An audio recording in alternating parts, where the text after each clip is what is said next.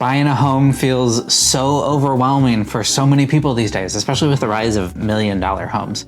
But is there a path for the average buyer? I mean, the rise of million-dollar homes. I saw this stat that in Seattle, 34% of homes being listed are priced at over $1 million, and that's up from 16% in 2020. Over the course of 5 years, It's doubled. That's a big shift. The average house price in Seattle is just under $1 million at about like $950. Yeah. Right? Yeah. Hi, friends. Welcome to A Home in Seattle. I'm Alex Keyes. I'm Kendall. And we are here in our basement talking about real estate in Seattle, but also nationwide.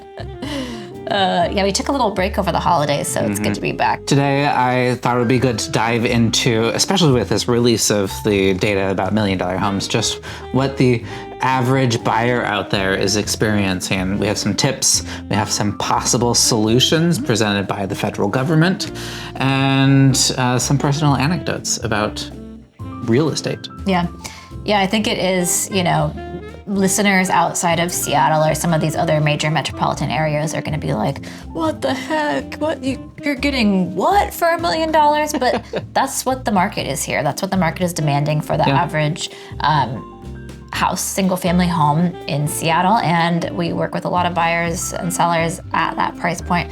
Also many below that price point and above. Yeah, we just, what was it, a week ago maybe? We closed on a house helping the buyers, and the house was exactly $1 million. It was a nice house, but I mean, nothing crazy, nothing out of the ordinary. It was just a normal house. Not a stunning view or anything like that. Yeah, there was a nice view from the upstairs, but... Like water views? No, of the city. So Zillow released the stat, 35% of homes are over $1 million in Seattle, and it's not unique to Seattle by any means. This is happening nationwide. It's something we've been talking about for a few years now. Can you believe we're almost 5 years post-COVID?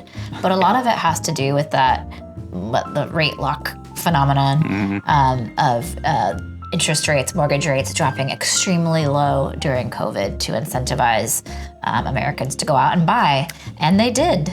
They bought houses and they got into interest rates that they're never going to give up. We helped a lot of people buy during the pandemic, during the shutdowns. They all have like 2.5% interest rates. I think the lowest that we helped somebody, they got like a 1.96%. Oh my gosh. Oh, so good.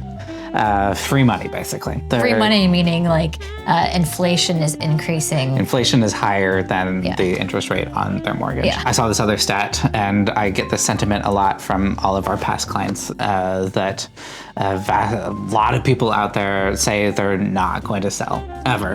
There was this poll that was done, and 34% of people said that, and another 27% on top of that said that they're probably not going to move for 10 years. So I will point out that this is creating a lot of pressure in terms of home ownership, but especially here in Seattle, I think it's worth pointing out that if these people keep those homes as investment properties, turn them into rental properties, that's also a really good, healthy thing for our Seattle market, because rental properties, single family home rental properties are really needed here in Seattle. Yeah, we have a lack of inventory for home sales, but also for rental properties. But where does that leave people who are looking to buy, especially their first home? Like, how do you get into your first home when the average price point is $1 million? I think the best thing that can happen for our housing market is increase inventory. Inventory is down across the board. This is nationwide. We're definitely seeing it in Seattle. There's just not very much available, and demand far outpaces supply. So we're going to talk about one thing that's been in the news, especially with the change in administration with the presidency.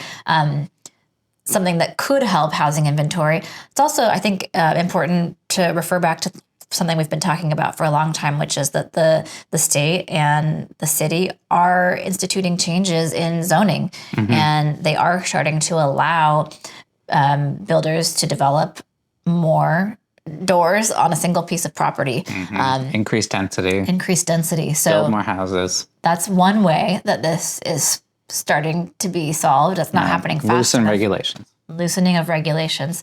But the other one we want to talk about today is this idea of using public land for housing in some way. And this is what the Trump administration has said that they are going to do to address the housing crisis. I think when I heard this, I was immediately. I was like, what? Maybe partially because it was coming from Trump. It was like, oh, what? You're going to develop forest lands in order to build houses, build cities? That doesn't make any sense. The more that I've dived into this, though, there are some merits to this plan. It's less helpful in the Seattle area because just the way that the county has set up the urban growth boundaries, there's not very much public land within city lines. Just geographically, like we're hemmed in by water on both sides. There's not really anywhere to go. But this actually has bipartisan support. How it plays out remains to be seen. But what does this mean? Like using federally owned land for housing? What could it look like? Well, the Bureau of Land Management has been doing a lot of studies recently to look at where public land is, what's usable, what isn't. And similarly, they say we're not just going to be building cities from scratch in the middle of forests. But they released this study where they say that there are 217,000 acres within the boundaries of cities in Utah alone. So this is a ton of land that's within city limits that the federal government owns and could be developed. Wow. We don't really have any further information about what that looks like. I mean, is it going to be sold? That they is it even going to know. be It's just maintained? the beginnings of looking into this, and I think it proves that there is potential. There's a little bit of potential, even if you can develop 1% of that. That's a lot of acreage, and that could keep builders and developers busy for a long time. And that's just Utah, right? It's not going to be funny. That clip from that show. Anytime BLM is mentioned, I think about the show White Lotus, which I honestly didn't really like. But there's a line where Jennifer Coolidge is on a date and the guy says that he works for BLM. And she's like, wow, that is just amazing. And then some time passes, they're talking, and then she's like, it must just be so powerful that you work for the Black Lives Matter. And for like the whole date, she's thought that he has worked for Black Lives Matter. She's so funny.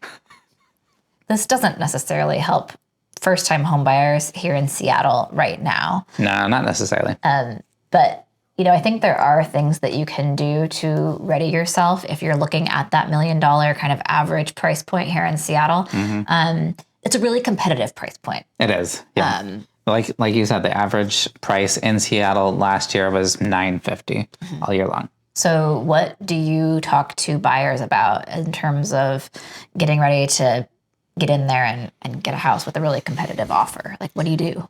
The first thing definitely is be prepared. Like, you should have all of your ducks in a row. You should be pre-approved. You should have a realtor that you're working with that you trust and has experience working in competitive marketplaces. We always try to write really competitive offers. So even if you're not feeling like you can compete with people that have endless amounts of money, everybody out there has more money than you, no matter what your price point. Everybody. But there are ways to write a competitive offer other than the price. We've won these really competitive bids where they get 20 offers. I'm thinking about this one where we won against a cash offer that was at a higher price than us. And our offer was financed with, I think it was like 10% down. But we had a really good lender who called the listing agent and assured them that we could close on time and without any drama.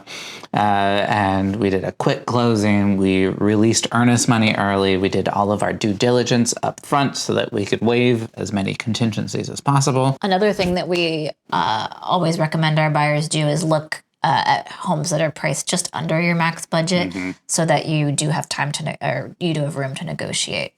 Yeah, if you want to buy that $1 million house, then you should be looking at the houses that are priced at $875 and know that you're going to have to bid up and compete to get that. And that sounds kind of drastic, but that is what happens in these hot markets. It will get bid up $100,000, $150,000. And if this sounds complex and overwhelming, it's okay. That's part of my job, is to walk you through this and make sure that you're protected while also being competitive. I think that 5 years ago, we would have said everyone should be looking to buy a home right now. Yeah. And figure out how to do it, get creative. Just get in there. But get your foot in the door. Do you feel the same way now? I don't. I think that you should do some serious soul searching and get some good advice on if you should buy a house or not. I was talking to a client a couple days ago, and they're feeling overwhelmed with the price of housing. They're putting 3% down. They're just trying to get their foot in the door into this housing market. And they asked me, they're like, "Oh, should we just buy a condo? It's cheaper. It's easier to buy." And I told them no. I think that in order to take advantage of appreciation, and if that's your most important thing, is to make a good investment, then you should be strategic about it. You shouldn't just buy anything for the sake of buying something. Mm-hmm. And I think that's really specific to the Seattle market too. I think there are some markets where buying a condo makes sense, and certain lifestyles where buying a condo makes sense.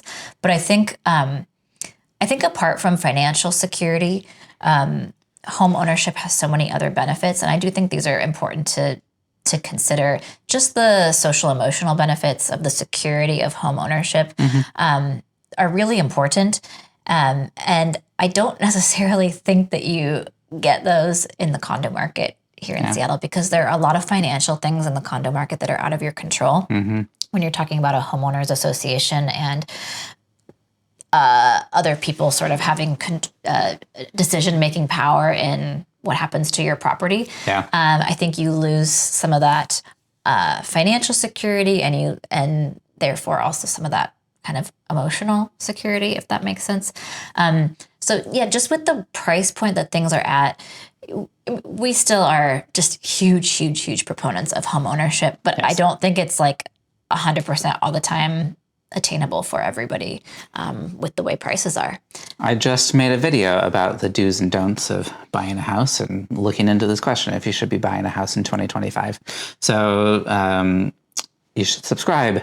Stay tuned for more of those. You should go watch that video. And we'll still continue to be broken records on if you can get into a home creatively by house hacking, Buying with friends. We're going to be talking more about that and coming up here in the next few months. You should do it. We really believe that. But anyways. Yeah, thanks for watching. And if you're thinking of making a home in Seattle, send us a message. Let's work together. Bye.